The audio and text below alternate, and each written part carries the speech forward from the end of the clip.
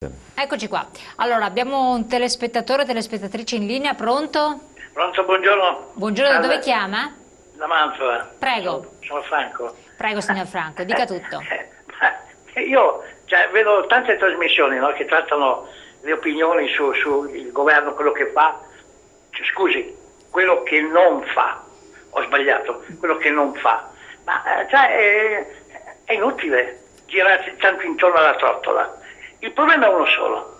I produttori non ci sono più. Il lavoro, se non ci sono i produttori, se non c'è la domanda, allora se io apro una trattoria nel deserto del Sahara e ci sono solo io, chi è che viene? Qualche scorpione?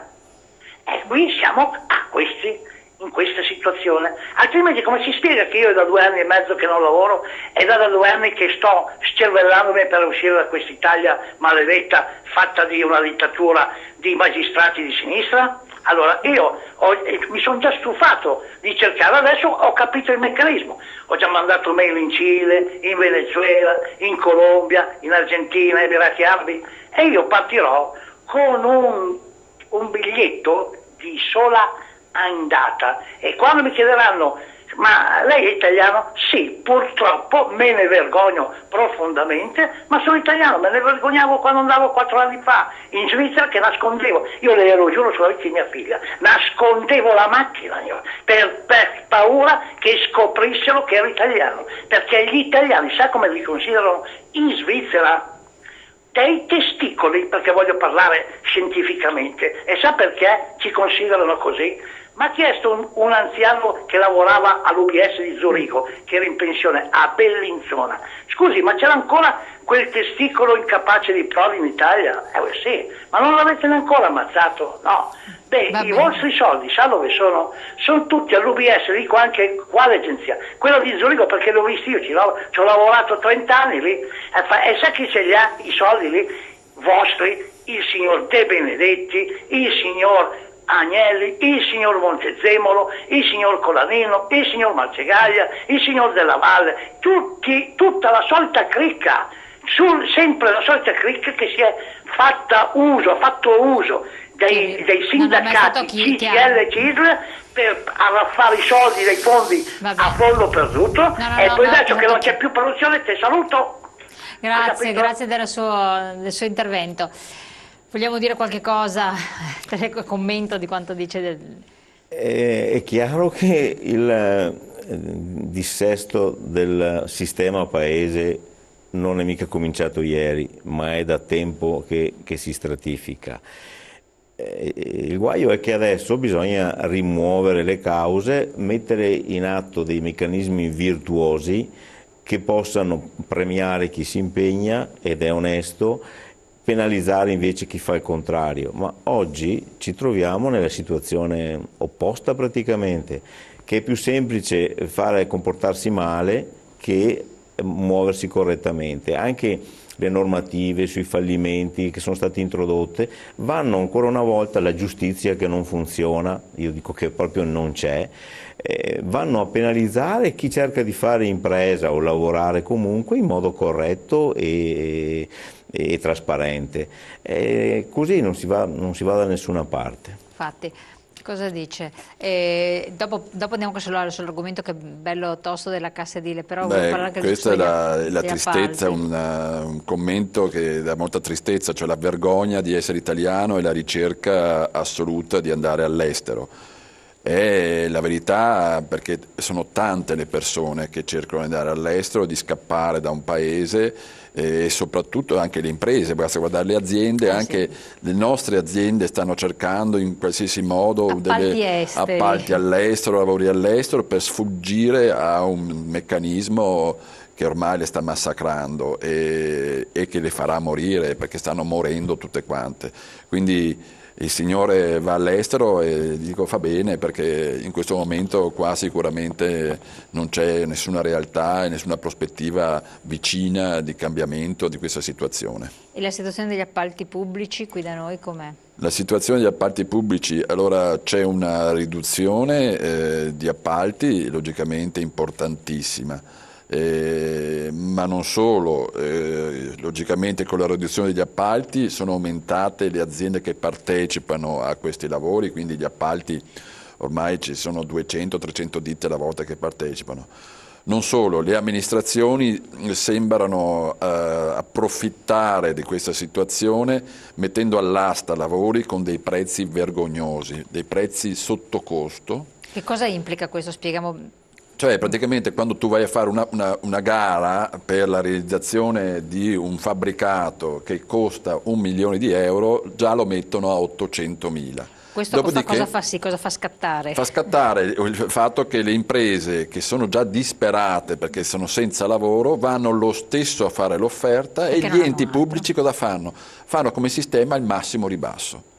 Massimo ribasso puro, per cui chi fa più sconto vince e dopo i risultati si vedono, e questo quindi nella disperazione, di materiali che sono ma tutto nei lavori, ma nell'utilizzo della manodopera irregolare e tutto quanto, quindi ancora penalizzato chi cerca di lavorare bene con il proprio personale, col personale in regola o fare le cose fatte bene, e questo lo spinge anche l'amministrazione, per esempio padovana, il comune di Padova nelle procedure negoziate in cui può invitare 10 aziende o 5 aziende, mette dei prezzi che sono inavvicinabili, cioè sotto costo, e qualcuno purtroppo continua a fare le offerte al massimo ribasso. Perché? Perché è disperato e c'è la disperazione ormai, e dopo vediamo cosa succede dopo, invece che collaborare e avrebbe tutti gli strumenti normativi, perché l'autorità di vigilanza sui lavori pubblici ha detto che per questo tipo di lavori si applica il massimo ribasso con una piccola però regola, che sarebbe il taglio delle aree, c'è l'anomalia, cioè tolgo le offerte troppo basse e tolgo le offerte troppo alte, e di quello che resta facciamo una media. Questo penso che anche per la trasparenza, viste le recenti indagini, sarebbe forse meglio, no? Perché allora in un cappello io pesco un bigliettino e non è quella che fa il massimo ribasso, perché altrimenti sparare -30, -40 sono capaci tutti e dopo si sistemano le cose. Proviamo a fare la trasparenza vera nelle cose. Assolutamente, vale anche poi per il settore artigiano. Sembra un risparmio che invece è controproducente, perché poi le aziende non sono in grado di pagare i fornitori e i dipendenti, non pagano nemmeno gli enti previdenziali, e quindi questo è un harakiri dello Stato. E alla fine i lavori vengono anche fatti male, per cui bisogna rifarli, e si capisce ampiamente dov'è l'intelligenza di questa scelta, insomma.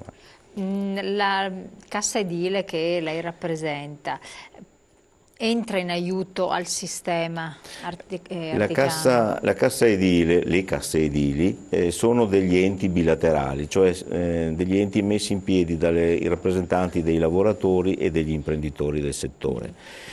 Hanno una funzione mutualistica, compensano i momenti di malattia o di infortunio dei lavoratori, erogano dei contributi in caso di necessità del personale. Noi mettiamo anche a disposizione degli abbattimenti sugli interessi per le aziende e per i lavoratori, forniscono i presidi antinfortunistici, quindi scarpe antinfortunistiche, elmetti, eccetera, e soprattutto nel caso nostro investono in formazione, cioè usiamo le risorse per formare, per fare corsi di formazione degli operatori del settore. Però non c'è un aiuto nel settore dell'artigianato, come avviene in altri settori, ad avvicinarsi alle banche, quello che ci hanno chiesto tanti, per avere dei finanziamenti dalle banche. Esiste qualcosa nel settore artigianato? Poi lo chiederò anche nel settore per quel che riguarda l'ANCE, perché magari ci sono alcune associazioni di categoria, mi viene in mente il commercio perché è stato spinto parecchio, che danno una mano per accedere a finanziamenti dove questo è possibile, oppure anticipano dei finanziamenti, si espongono, eccetera, garantiscono. Esiste nel settore artigiano dell'edilizia? Per questi interventi le associazioni di categoria hanno i confidi, che sono appunto delle strutture. Funzionano anche per voi? Sì, certamente. Anzi, quindi sono di supporto, possono servire? Certo. Indubbiamente, anzi è un ruolo fondamentale perché danno le garanzie sul credito, no? E poi anche, come le dicevo prima, la stessa Cassa Edile mette a disposizione a un fondo in cui abbatte ai propri iscritti, abbatte gli interessi sul... Perfetto. Rispondendo al signor Franco e al signor Guglielmo che ci hanno scritto una mail, e qua ricordo, vedete, c'è sempre la mail sovraimpressione per avere informazioni, noi vedete, cerchiamo di poi invitare gli ospiti a dare le risposte. A chi rivolgersi in modo particolare per avere questo tipo di informazioni, di agevolazioni? Beh, per gli artigiani, a Confartigianato. Confartigianato, quindi, questa è un po' perché dopo sono di due province diverse, per cui Confartigianato... Ma c'è in tutto il Veneto. Perfetto, benissimo. Settore invece delle imprese edili, come funziona? C'è possibilità di dare una mano? E gli istituti di credito, come si stanno comportando? È vero che aprono solo di fronte a progetti particolarmente, tra virgolette, avveniristici, oppure che allora, o no, avveniristico o non avveniristico, sicuramente c'è stata una stretta da parte delle banche importantissima. Da cosa è motivata la stretta? Sicuramente dal momento di crisi importante e per cui dal fatto che le stesse banche soffrono una crisi. Dall'altro lato soffrono il fatto di aver erogato invece finanziamenti, non dico a dismisura, ma un po' troppo, anzi tantissimo, negli anni precedenti. Quindi quando c'era un meccanismo, il boom, c'è stata questa bolla enorme dell'edilizia, le banche erogavano finanziamenti anche senza troppe garanzie. E adesso stanno pagando lo scotto, quindi da una manica larga non l'hanno stretta la manica, adesso l'hanno proprio chiusa, quindi magari partecipano ad interventi che abbiano un business plan di enorme garanzia e comunque con una partecipazione del privato di almeno il 50%.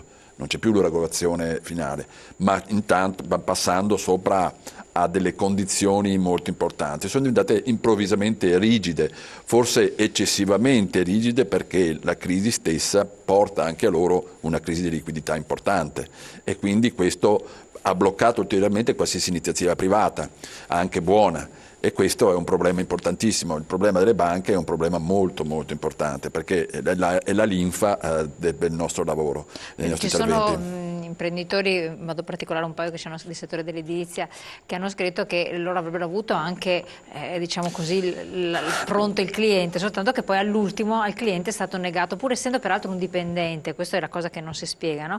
È stato negato il finanziamento. Sì, adesso... Questa è la cosa che lascia un'amarezza incredibile. L'amarezza incredibile arriva sia sul fronte dei finanziamenti al possibile cliente, sia sul fronte dei rientri degli affidamenti ad imprese che hanno lavoro, quindi che producono ricchezza.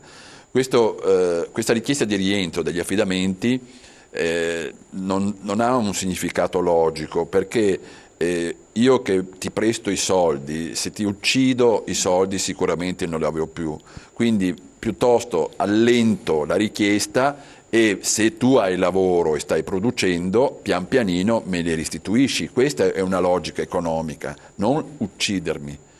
Invece la tendenza adesso è uccidere le aziende. E per quanto riguarda il privato che chiede il mutuo, logicamente adesso le condizioni sono ben diverse.